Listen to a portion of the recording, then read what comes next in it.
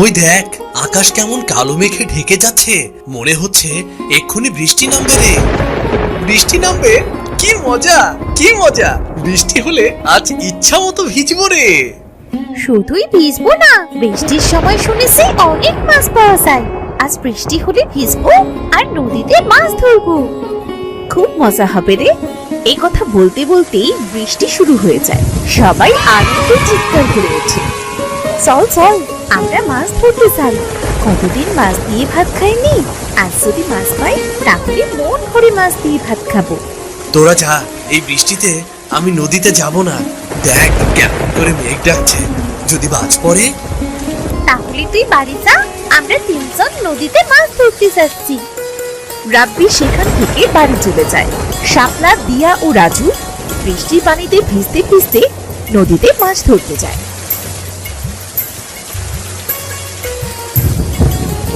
তারা অনেকগুলো মাছ পায়, সেগুলো নিয়ে যে যার বাড়ি ফিরে যায়। মা, তুমি এখানে বসে কি এত ভাবছো? এতক্ষণে তোদের ফেরার সময় হলো। রাগ করো না মা, বৃষ্টি হলে তো নদীতে মাছ ভেসে বেড়ায় মা। অনেকদিন তো আমরা মাছ খাই না, তাই নদীতে মাছ ধরতে গিয়েছিলাম। দেখো না মা, কতগুলো মাছ এনেছি। মা, মাছগুলো ঝোল করবে। বৃষ্টির দিনে মাছ ঝোল দিয়ে ভাত খাবার মজাই আলাদা। ঠিক আছে, তোরা তাড়াতাড়ি জামা কাপড় পাল্টে নে, না হলে সে আবার ঠান্ডা লেগে যাবে। রাজু আর দিয়া কাপড় বদলে ঘরে গিয়ে দেখে তাদের ঘরে পানি পড়ছে। তোর বাবাকে কত করে বললাম এবার সালটা সারাও, বৃষ্টির দিনে ঘরে থাকাই যায় না, কিন্তু সে তো পেরে উঠলো না। আচ্ছা, আমি মাছগুলো কেটে রান্না করে নিই। মোহিনী মাছ কেটে রান্না করে।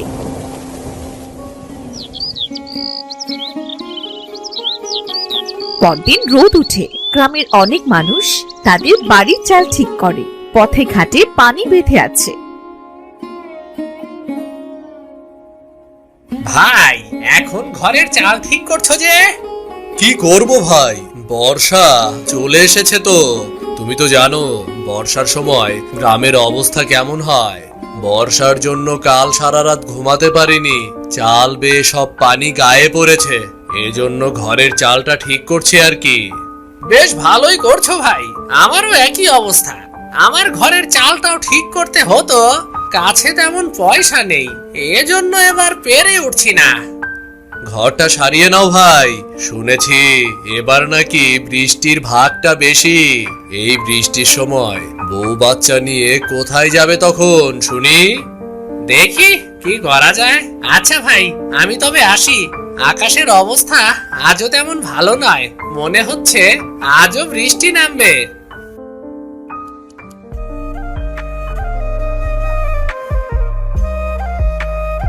বলি, ও মহেশ ভাই, মাঠে তো সব কাদা, তা গরু নিয়ে যাচ্ছ কোথায় তবে? মাঠে যাচ্ছি ভাবি, যেখানে একটু শুকনো পাবো সেখানে একটু গরুটাকে খাইয়ে আনতে যাচ্ছি। বাড়িতে গরুর খাবারের বড্ড অভাব গো। আচ্ছা, আমি আসি তবে। এই বলে মহেশ গরু নিয়ে সেখান থেকে মাঠে চলে যায়। অন্যদিকে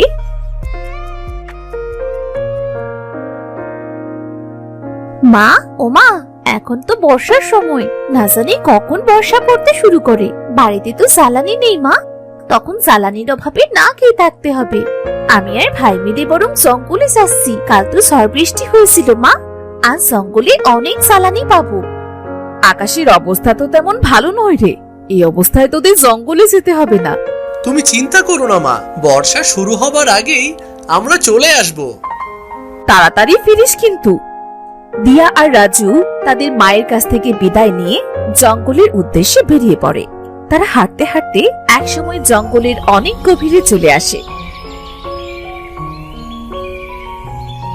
দিদি, এখানে অনেক জ্বালানি হয়েছে, চলো একটু কুড়াই আমরা। ঠিক আছে ভাই।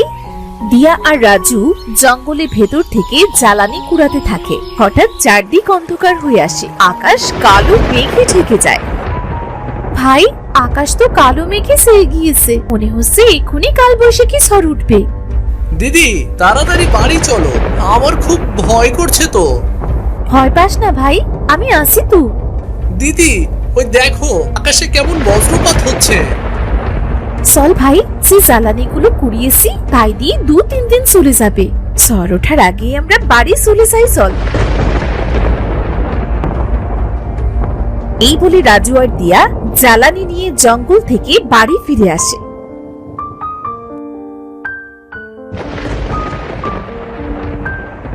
তোরা এসেছিস? আমি তো চিন্তায় মরে যাচ্ছিলাম, যে মেঘ করেছে মনে হচ্ছে এখনই কালবৈশাখী ঝড় উঠবে। এজন্যই তো তাড়াতাড়ি বাড়ি ফিরে এসেছি মা। তা বেশ করেছিস। এখন হাত মুখ ধুয়ে 2 ভাই বোন দুটো খেয়ে নে দেখি। কাল একটা করে রুটি খেয়েছিলি, আজ যে এখনো পেটে একটি দানাও পড়েনি।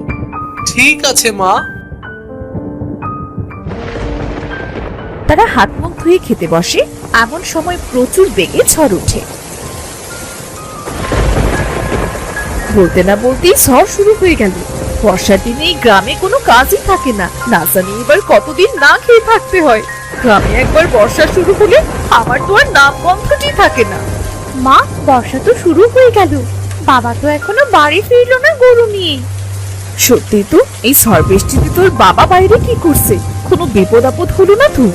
না গো গিন্নি, আমার কোনো বিপদ হয়নি। মাঠে কিছু কাজ ছিল, শেষ করে তবেই গরুটা নিয়ে এলাম। কাল থেকে তো মনে হয় না কোনো কাজ পাবো। এই বর্ষার সময় যে কেন আসে?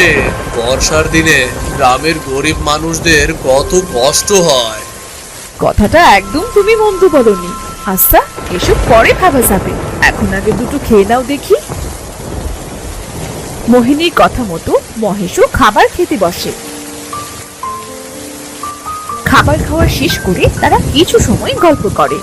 অন্যদিকে সময় যত বাড়তে থাকে, ঝড় বৃষ্টিও ততই বাড়তে থাকে।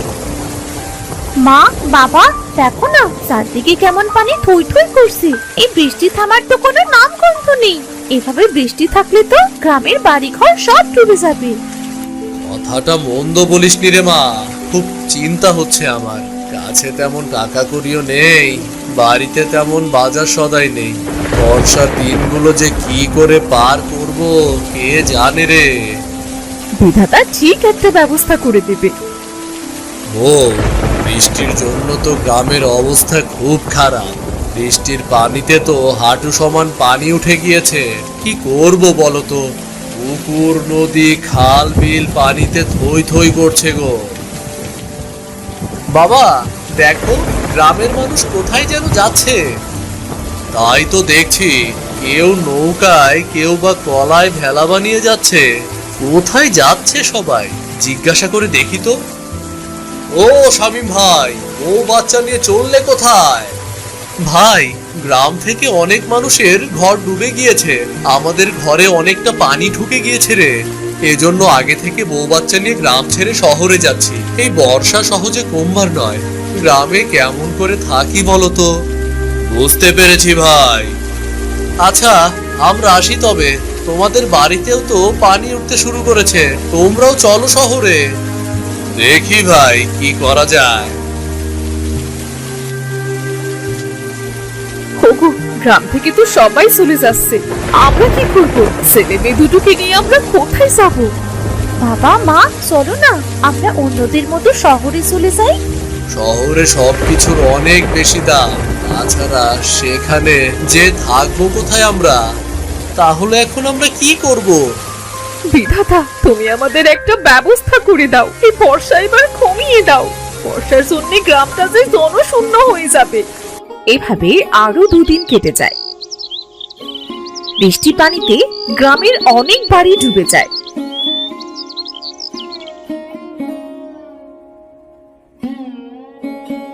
আজ বর্ষাটা কম হয়েছে বলে বউ, বাড়িতে শুকনো খাবার আর কতগুলো আছে গো? আজ যে কোনো খাবার নেই, ছেলে মেয়ে দুটো ক্ষুধায় ছটফট করছে। কি করব কিছু বুঝতে পারছি না। এই অবস্থায় তো কোথাও খাবার পাবো না, কি যে করি। আমি বলি কি, তুমি একবার জমিদার মশাইয়ের কাছে যাও, দেখো না উনি কি করে। জমিদার মশাই যে কিপটে, সে কি আমাদের সাহায্য করবে? চেষ্টা করে দেখোই না। এত করে যখন বলছো, তখন যেই দেখি কি করা যায়। বউ, এই কলার খেলা করেই আমি জমিদার বাড়ি যাচ্ছি। বাবা, আমিও যাবো তোমার সাথে। তোকে যেতে হবে না মা, কখন আবার বর্ষা শুরু হয় কে জানে। বাবা, তোমার সাথে যাই না, দেখো চারিদিকে কত পানি। আমার খুব দেখতে ইচ্ছে করছে বাবা। ঠিক আছে, চল। মহেশ দিয়াকে নিয়ে ভেলায় করে জমিদারের বাড়িতে যায়।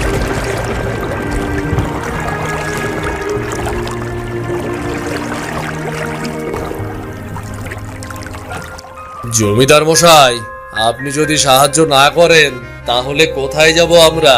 চারদিকে পানিতে ভরপুর, কোথাও কোনো কাজ নেই। এ অবস্থায় কি খেয়ে বাঁচবো বলুন? তোমার মতো অনেকেই আসছে আমার কাছে, তোমার জন্য আমি কি করতে পারি সেটা বলো। জমিদার মশাই, আজ 4-5 দিন ভাতের দানাও চোখে দেখিনি। বাড়িতে কিছু শুকনো খাবার ছিল, সেটাও কাল ফুরিয়ে গিয়েছে। এজন্য আপনার কাছে এলাম। আপনি যদি কিছুদিনের খাবার দিতেন তাহলে বড্ড উপকার হতো। সবাইকে যদি আমি খাবার দিয়ে সাহায্য করি তাহলে তো আমারই কপালে খাবার জুটবে না। তোমাকে আমি সাহায্য করতে পারবো না বাপু। জমিদার মশাই, বর্ষার দিন শেষ হলেই আপনার খাবারের টাকা আমি শোধ করে দেব। এই চিরাগুলো দিয়ে আজকের দিন চলে যাবে, এটা নিয়ে ফিরে যাও। এর বেশি আমি তোমাকে সাহায্য করতে পারবো না। মহেশ আর কিছু না বলে জমিদারের দেওয়া চিরা নিয়ে বাড়ির পথে রওনা হয়। মহেশ আর দিয়া যখন বাড়ি ফিরছিল তখন তারা একটা বুড়িকে পানিতে ডুবে থাকতে দেখতে পায়। বাবা, বাবা, ওই দেখো কে যেন পানিতে ডুবে যাচ্ছে। আমাদের লোকটাকে বাঁচানো উচিত বাবা। আরে, ওটা তো একটা বুড়ি মনে হচ্ছে। তাড়াতাড়ি চল, না হলে বুড়িটা মারা যাবে। তারা ভেলা নিয়ে বুড়ির কাছে যায়। অনেক কষ্টে বুড়িকে তারা পানি থেকে তুলে তারা বুড়ির পেট থেকে পানি বার করে। এরপর বুড়ি জ্ঞান ফিরে পায়। তোদের অনেক ধন্যবাদ রে বাবা, তোরা আমার অনেক বড় উপকার করলি। তোরা না থাকলে হয়তো আজ আমি মরেই যেতাম। ধন্যবাদ কেন দিচ্ছ বুড়িমা? তুমি পানিতে ডুবে যাবে এটা আমরা কি দেখতে পারি বলো? বাবা, আজ 2 দিন ধরে কিছু খাইনি, আমায় কিছু খেতে দিবি? ক্ষুধার কষ্ট যে আমি আর সইতে পারছি না বাবা। ঠাকুমা, আমরাও যে না খেয়ে আসি সেজন্য জমিদার মশাইয়ের কাছে গিয়েছিলাম, কিন্তু জমিদার মশাই কটা চিড়ে দিয়ে আমাদের পাঠিয়ে দিল। আমাদের কাছে সেই চিড়েটুকুই আছে। তুমি কি চিড়ে খাবে? আমার ওই চিড়ে দিয়েই চলবে রে মেয়ে। এই নাও বুড়িমা, চিরাগুলো বরং তুমিই খাও তবে। মহেশের হাত থেকে চিড়াগুলো দেখে বুড়ি খপ করে সেগুলো নিয়ে খেতে শুরু করে। ঠাকুমা, ঠাকুমা, আস্তে খাও, তোমার গলায় বেঁধে যাবে তো। আমার কিছু হবে না রে মেয়ে। বুড়ি চিড়েগুলো খাওয়া শেষ হতেই বুড়ি একটা পরীতে পরিণত হয়। এ কি, কে আপনি? বুড়ি থেকে এমন সুন্দরী হলেন কেমন করে? আপনি যেই হন না কেন আমাদের ছেড়ে দিন, আমাদের কিন্তু মারবেন না। ভয় পেও না তোমরা, আমি পড়ি। তোমরা আমায় সাহায্য করেছো, আমি তোমাদের কি করে ক্ষতি করি বলো তো? আপনি পড়ি? আমি শুনেছি পরীরা নাকি খুব ভালো হয়, তবে আপনি অমন বুড়ি সেজেছিলেন কেন? আমি সব বলছি, আগে তোমরা ভেলা থেকে নেমে ওখানে চলো। দেখো, ওখানে কোনো পানি নেই। ঠিক আছে। শোনো, আমি আর আমার সাথী পৃথিবীতে খেলা করছিলাম, তখন এক জাদুকর আমায় দেখে ফেলে আর সে আমাদের তাড়া করতে শুরু করে।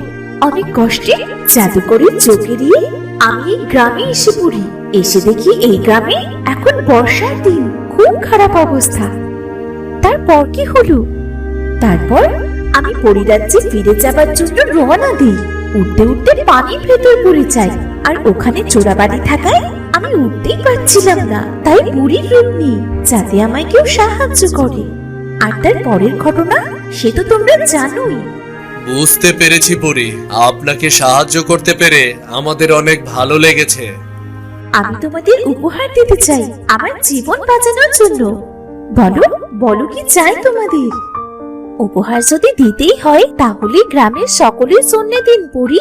আমাদের মতো গ্রামে আরো অনেক মানুষ আছে যারা ঠিক করে খেতেও পায় না, যাদের বাড়ি ঘরে বন্যায় নষ্ট হয়ে গিয়েছে, ঝড় বৃষ্টিতে সবার বাড়ির চাল গিয়ে পানিতে পড়েছে। জানেন, আমরা অনেক কষ্টে থাকি। আমরা এই গ্রামের মানুষ বর্ষার দিনে খুব কষ্টে থাকি। তুমি এই পাখিটা রাখো। এই পাখি প্রতি রাতে একটা করে সোনার মোহর দেবে, আর এগুলো তোমরা এক একজনের বাড়ি গিয়ে দিয়ে আসবে। যতদিন না গ্রামের মানুষের উন্নতি হচ্ছে ঠিক ততদিন এই জাদুর পাখিটা তোমাদের সকলের অভাব দূর করে দেবে। ধন্যবাদ পরি আপনাকে। আর একটা কথা, এই গ্রামে এখন থেকে যতই ঝড় হোক, বর্ষা হোক বা বন্যা হোক, কখনোই এই গ্রাম ডুবে যাবে না। বর্ষা শেষ না হতে যতটুকু গ্রামের মানুষের পানি প্রয়োজন ততটুকু ছাড়া, আর বাকি পানিগুলো শুকিয়ে যাবে। আপনি খুব ভালো পরি। তোমরাও খুব ভালো।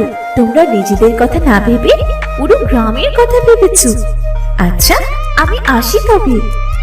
এই বলে পরি দিয়া ও মহেশের কাছ থেকে বিদায় নিয়ে পরি রাজ্যে চলে যায়। মহেশ ও দিয়া পরির দেওয়া পাখিটা নিয়ে বাড়ি চলে আসে। এই পাখিটা পরি আমাদের উপহার দিয়েছে। পরি পেলি কোথায়? তোদের কথা তো আমি কিছুই বুঝতে পারছি না। শোনো তবে।